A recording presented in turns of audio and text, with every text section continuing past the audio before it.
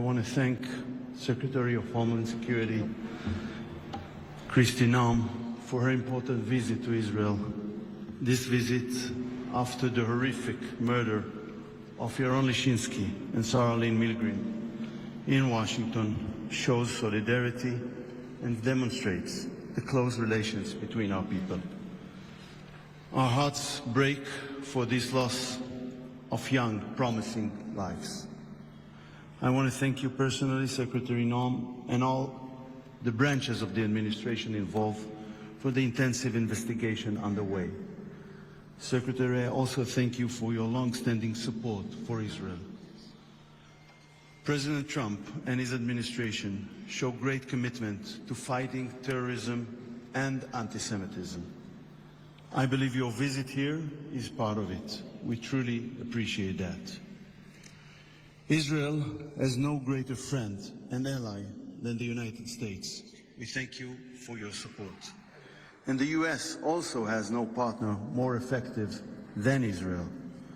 No other country in the world has achieved more impressive results in the fight against those who are also the declared enemies of the US. Thank you.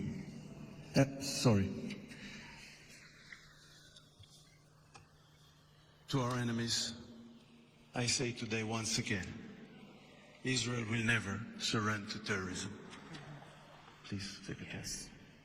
Well, thank you. Good morning, and thank you, Minister. I appreciate your hospitality and your focus on recognizing those that we have lost.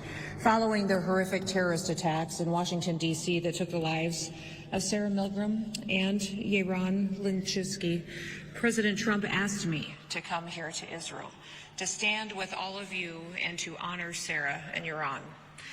Today we stand together with profound grief, and our hearts are heavy with the loss of these two radiant souls that we will no longer have with us. Their lives were so full of promise and love and dedication, and may they be an inspiration to us of how to live our daily lives as well. They were people who recognized they were created to serve others, and they did that in a way to take straight on the face of other people that seek to divide us and that hate us. Yet in this moment of sorrow, we also ask that you would gather with us to honor their light and the unbreakable spirit of the Israeli and the American people. Yaron was known for his infectious smile and his unwavering commitment to peace and the vision of the Abraham Accords. But he believed in peace and goodness.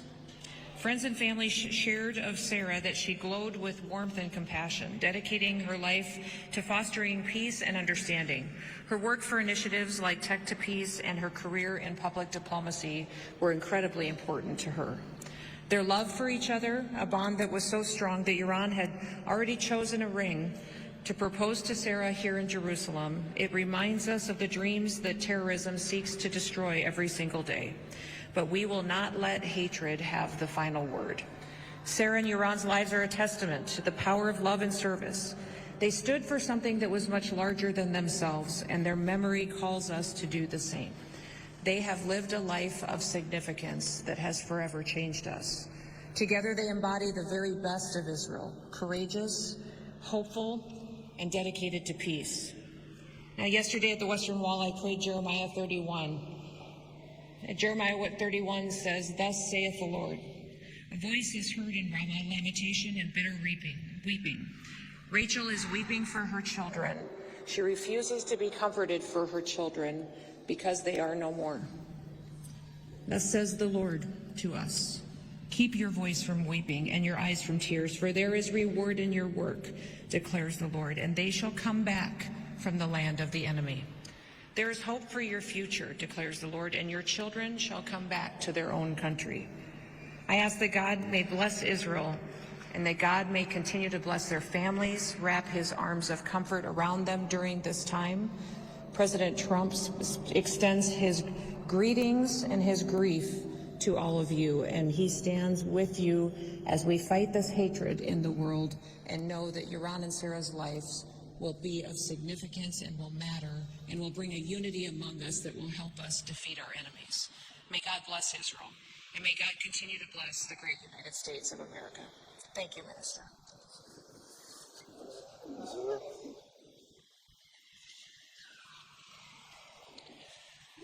We're so very honored that the Secretary is here. To our knowledge, it is the first time that a Cabinet Secretary has been here on Yom Yerushalayim, a very significant day here in Jerusalem. And we're grateful for her presence and the fact that the President has asked her to come, not only to be here to represent him in the United States, but also to offer personal condolences to the families of Iran and Sarah. Their lives were taken from them last week. Their lives should have been celebrated this week as they were going to become engaged here in Israel and plan for a life together. Instead, because of an act of hateful terrorism, their lives were taken from them. But their memories will not be taken from any of us. And we should always be mindful that there are people who pay an incredible price to simply be Israelis and Jews. And it's why the United States must always stand.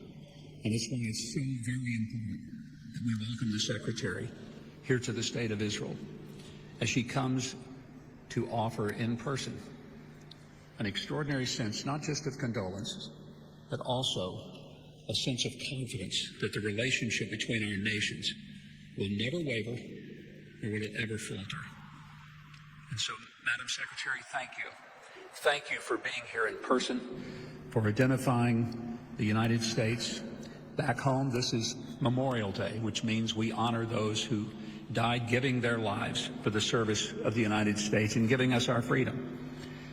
We come on this day to recognize that every day someone in the service of Israel falls in the battle to keep your nation free.